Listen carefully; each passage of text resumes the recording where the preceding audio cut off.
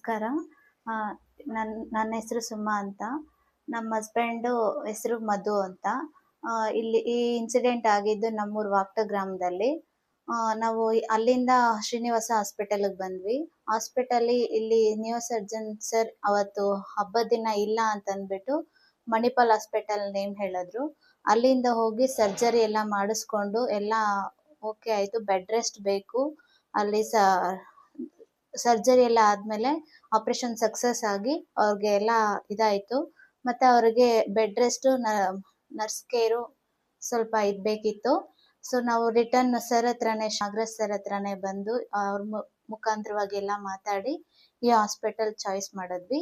ಅಲ್ಲಿಂದ ಇಲ್ಲಿಗೆ ಬಂದ್ಮೇಲೆ ತುಂಬಾ ಚೆನ್ನಾಗಿ ಟ್ರೀಟ್ಮೆಂಟ್ ಎಲ್ಲ ಚೆನ್ನಾಗಿ ಆಗ್ತಿದೆ.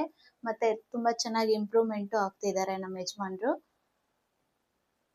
Is good.